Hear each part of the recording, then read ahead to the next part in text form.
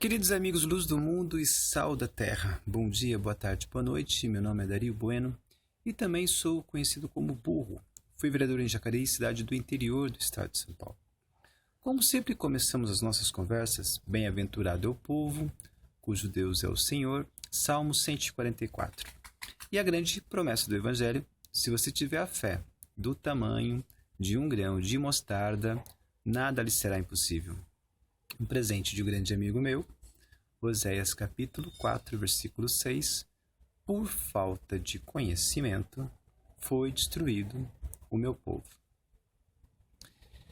E o hábito que precisamos adquirir e desenvolver e aprofundar, aperfeiçoar, é o de sempre perguntar, E assim, por mais que não encontremos as respostas satisfatórias, mas esse percurso de procurar as respostas, é gratificante, porque abre novas perguntas, e abrindo novas perguntas, cada um vai percebendo melhor os acontecimentos, os aspectos dos acontecimentos, e isso tudo enriquece o convívio e a experiência de todos com todos,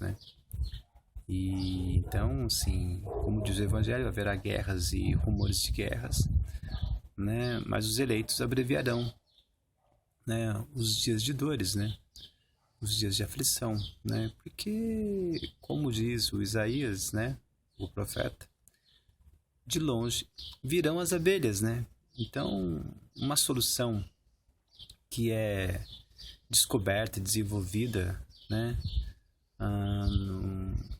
em qualquer lugar do globo, terrestre, acaba sendo transmitida essa prática, essa nova maneira de solucionar, muitas vezes problemas eternos e corriqueiros, Então, e isso vai poupando energia, vai poupando tempo, e as pessoas adquirem, mais tempo para adquirir outras experiências, São outras oportunidades para outros assuntos. E isso é de uma maneira, infinita, Então, e o Evangelho, ele vai, pelo sopro do vento, Muitas vezes o Evangelho, muitas vezes a lei,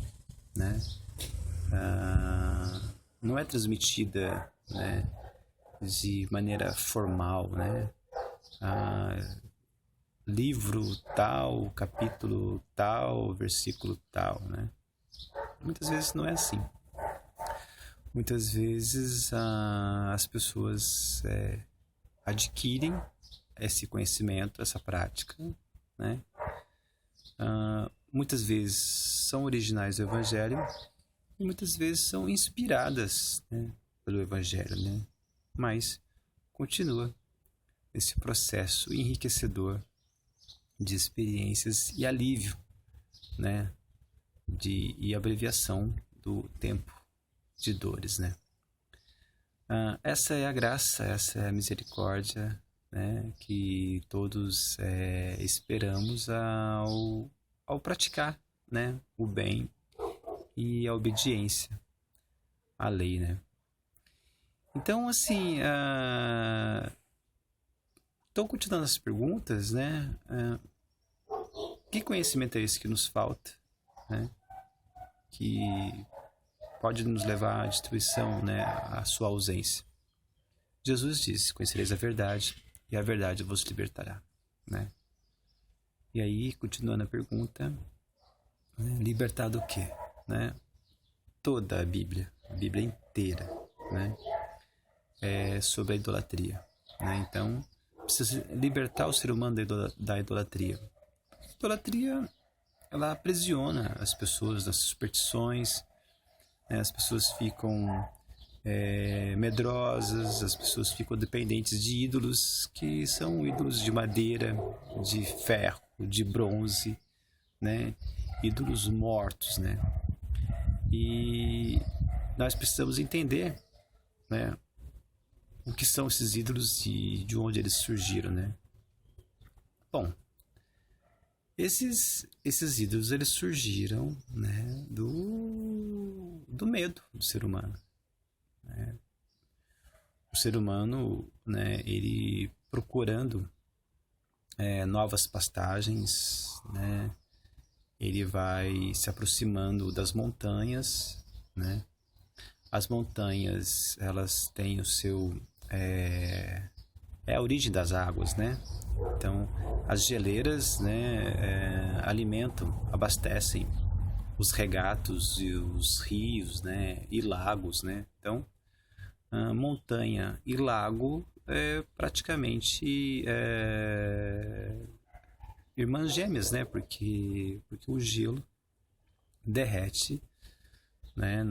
Então, assim, essa expansão e retração, né, do gelo, né, com o inverno, né, e com as altitudes, faz com que o ser humano ele tenha cada vez mais contato com a montanha, né? E exatamente esse fenômeno, né, de gelo e degelo, né, cria-se as erosões, né?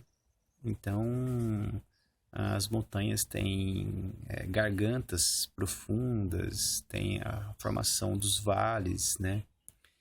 E esse processo de água vai cavando o terreno e vai esculpindo ao longo de milhares e milhares e milhares de anos, né, a forma dessas pedras, né?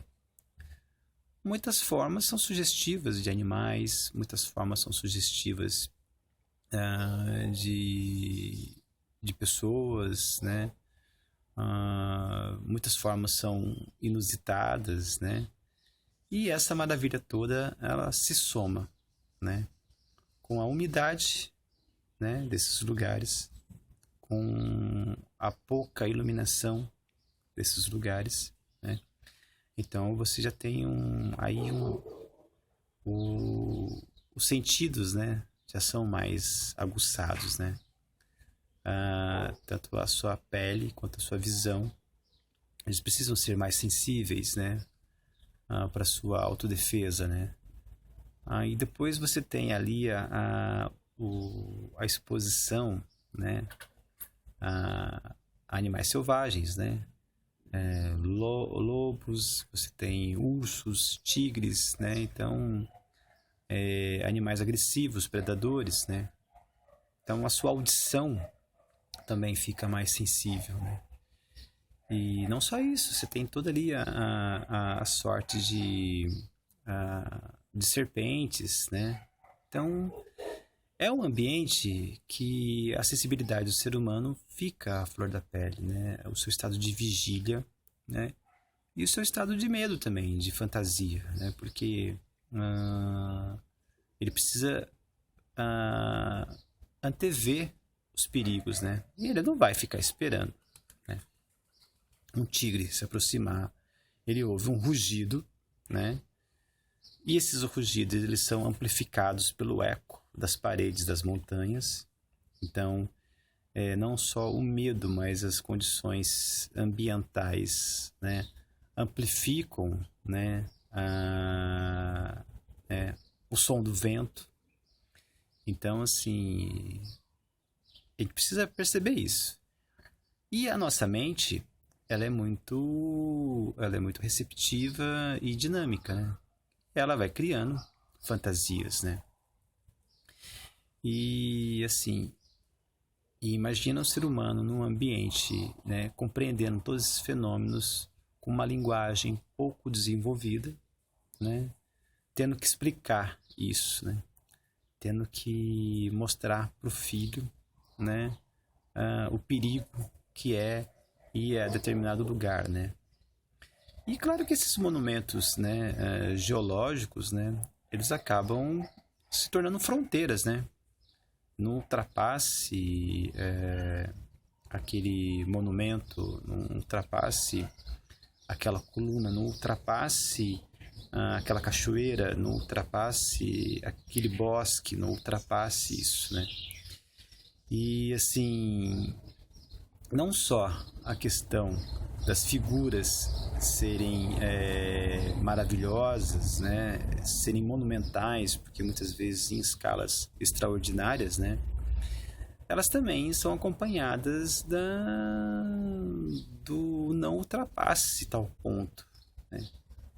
Então, é alimentado pelo medo, né, é alimentado pelas dimensões, né? E são coisas que são dadas, né? São prontas, né? O ser humano ainda não desenvolveu ferramentas para dominar e se proteger de tudo isso, né? E aí, né, isso gera uma série de informações necessárias, né? E essas informações, elas são fantasiosas também, né? Então, o desenvolvimento da linguagem é ao mesmo tempo, né, a superação de todos esses desafios, né? E o ambiente pastoril promove, né, todas essas experiências, né? E preserva todas as experiências passadas, né, nessa situação, né? Então, precisamos entender que vai aumentando o rebanho, precisa abrir novos pastos, né? Abrindo novos pastos, vai se transformando, né, o ambiente, e o ser humano vai se apoiando nos fenômenos, né, repetitivos, né, que são as estações, né? A Lua é a grande aliada, né? E a Lua, no seu movimento de crescer e se reduzir, né, de lua cheia a lua nova, da lua nova à lua cheia, de uma certa maneira, né, repete, né, o comportamento do gelo, né, que se expande e retrai de acordo com as estações, né. E então, né, esses monumentos que são descobertos, né, essa capacidade de inteléquia que é descobrir, né, o potencial que está ali guardado nos objetos e nos fenômenos, né?